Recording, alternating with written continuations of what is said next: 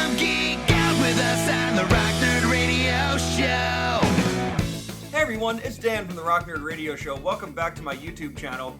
Today I just wanted to go over a couple quick things that I recently picked up, one of which is the Marvel Legends 20th Anniversary Captain America. I've had him open for a few days now. I've been playing around with him, so I'll share some ideas on him. But I'm very excited because I was in a Target the other day and I found Transformers Legacy Voyager class Bulkhead. I'm very excited to open him up and mess around with him. And then just last night when I got home, I found that there was a package from Hasbro Pulse at my door and it featured Transformers Legacy Core Class Iguanus, a Decepticon, originally a Pretender. I have the original one, so I'm very excited to get this new one who actually transforms into something. But also from Hasbro Pulse, I got the buzzworthy Bumblebee Autobot Silver Streak, who's blue. We'll talk about that in just a minute. So let's go down to the coffee table and start messing around with some of this stuff. Alright, so we're back down at the coffee table, and I think first I'm going to look at Core Class Iguanus. He is a Transformers Legacy figure, and he looks pretty cool. You know, he does look like Iguanus, as many people kind of remember the Pretender shell looking like. He's got that cool iguana-like head. He does turn into a motorcycle, which is neat because the original Pretender shell, or the robot inside the shell, would turn into a futuristic motorcycle. His weapon is this gun thing. I don't really know what to call it, but I know it can combine with the Core Class Skywarp and Core Class Hot Rod figure to their weapons to make some kind of big, gigantic sword. But in the meantime, it just looks pretty cool. For the sake of comparison, here is Iguanus with the original G1 Iguanus, and they look pretty cool together. Part of me almost feels like if I had an empty Pretender shell, I could just use the new Core Class Iguanus as the inside robot. But I have he's complete. I have all his weapons too. He's just not holding them. But this is a cool modernization of the concept. I mean, if you bring them both close, their belts are comparatively the same. Their chests, their heads. They really did a good job of recreating this Pretender shell into a robot that can transform. So awesome on Hasbro for that. I'll take just a quick moment to transform him. All right, so just real quick, he's back, or I'm back on on camera with Iguanus. He is in that robot, the vehicle mode rather. It's a futuristic motorcycle. It looks pretty neat. I didn't want to transform it on camera because it may have taken a little bit, but it's kind of neat. As far as the core class goes, there are some good transformation tricks. I have had some trouble getting him to stand up in this mode. There's no kickstand or anything, so I'm just kind of leaving him back there to get him to stand. But as far as vehicle modes go for these smaller core class figures, it does look pretty good. So I'll slide him out of the way. And let's take a look next at the Target buzzworthy Bumblebee Transformers Legacy Silver Streak. This, of course, is a repaint of the Dodson mold. It is, Prowl, Blue Streak, all of them. And this one looks really cool. This is in the Diaclone colors, the original blue colors. And I really like this. I think it looks really cool. The original Earthrise Blue Streak, who I'll put down here next to him so you can see. For some reason, this mold is just really or the color choice on this mold looks really awesome. I love the way that Blue Streak looks. Silver Streak looks really cool compared to him.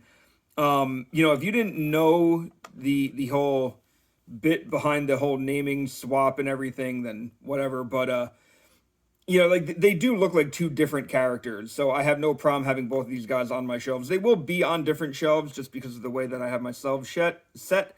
But it does look pretty cool. So I'll move the Earthrise Blue Streak out of the way real quick. And I do have Combiner Wars Silver Streak, which was a Transformers Collectors Club exclusive.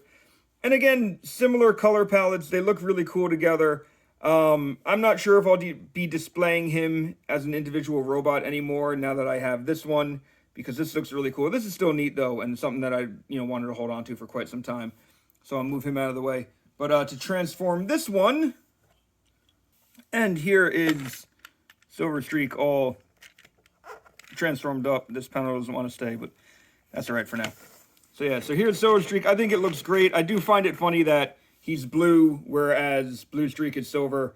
It has something to do with the original character talking a lot and being said to talk up a blue streak, hence the name. I don't think it had any, I believe, I could be wrong on that one, but yeah, I don't think it necessarily had anything to do with the streak on the character or their color, but it does look pretty cool. So this one is a Target exclusive, but it is up on Hasbro Pulse as well. So if you want like the Diaclone color repaints and stuff, it might be for you. Slide him off. All right, one of the next things I picked up is the Transformers Legacy Bulkhead figure. This is a Voyager class figure. And, you know, one thing on all these Legacy figures, they have an open window box package. And I'll bring in Bulkhead's package real quick so you can see it. But, you know, this is just open space here. And it doesn't... I'm not loving it. I feel like it's an easy way for stuff on toy shelves to kind of get messed up and messed with. And, you know, I feel like that might be a kind of a bad look. I know they're trying to be environmentally sound and conscious. And that's good and all, but I just question if it might mess with some of the toys that people are trying to buy. And I know they're toys. Maybe we shouldn't take it this seriously. But still, that's where my head is at regarding this. Let me move my camera up a little bit just so you can see him. So he's pretty cool. You know, he does have this like Energon blaster, which I don't know if I'm going to have him hold. I don't really picture Bulkhead as much of a blaster type guy. But he does have a wrecking ball, which I think is great. And the way that this works, it's on a hinge piece, so you can kind of open it up from the bottom, and then you can just untab it from his hand. It is a very tight connection, but there you can see the tab. You can just close it back up. I think it is a very cool way to give him his wrecking ball gimmick. I think it does look cool, and it can fit on either hand. So I'll transform Bulkhead real quick just so you can see what he looks like in his armored truck mode. And here is Bulkhead in his armored truck mode, which does look very, very cool. This canopy piece that you can use as a shield when he's a robot makes for like a great covering. He doesn't roll that well. I don't know if I have something misaligned, but you know, there is that I find as a bit of a problem. But you can tab the weapon on back here if you want. You could tab it on the sides as well, I believe, because the gun has these little holes in it, so you can always kind of pop it on there if you want. I don't think that looks quite as good as just going on top. So there we go. You can also put the wrecking ball on in various places. So again, you can kind of stick that on the side. That's a very tight fit, but just if you want to have everything together in vehicle mode, I believe if you fold the feet down, you can just kind of throw the wrecking ball in the back as well. And that might have been something I should have tabbed in, but it will fit back there, so you can kind of Optimus Prime it and just have stuff in the back of him. So there we go. So that's Bulkhead, looking pretty good. And now finally, the last thing that I picked up recently was the Marvel Legends 20th Anniversary Captain America. I'll move the camera up so you can see him better. And this figure has the potential to be one of the best Marvel Legends I think I've ever picked up, at least this year. The colors on him are great. He has a bunch of spare accessories, different hands and stuff that just look awesome. The paint on mine is pretty good. I know some people complained about getting some with like paint errors on them, but the paint on mine looks fantastic. This is now like my go-to Avengers Captain America. The shield that he has is also slightly bigger than what the previous Marvel Legends have been coming with, or Captain America Marvel Legends have been coming with. One thing to point out though, there are these 3 holes here, and those are for the different blast effects that can go on there. I really wish there were some gap fillers for these that you could just plug in for when you don't have any of the blast effects on, because like I don't display them with the lightning or the bullet effects, so you can kind of see it looks like there are holes in the shield. Again, not the end of the world, but just my one little nitpick about him. And just to see what he looks like with some other Captain America figures, here he is with the 80th anniversary Marvel Captain America figure. And again, you can see a little bit of the shield size difference between these two. And then for one other comparison real quick with him, here he is with the Walgreens Baron Zemo. And together, I think they look fantastic. You want to pose them fighting each other and you know, having the shield effects there where Baron Zemo's like slashing at the shield or something. That would look really cool. So that's everything I picked up recently. Figured I'd share it and make a quick video for it. So I hope you enjoyed this. Give it a like. Feel free to subscribe. And if you are so inclined, feel free to listen to the Rock Nerd Radio Show podcast.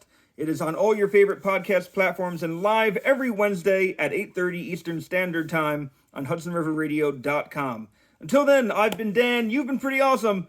I'll catch you next time.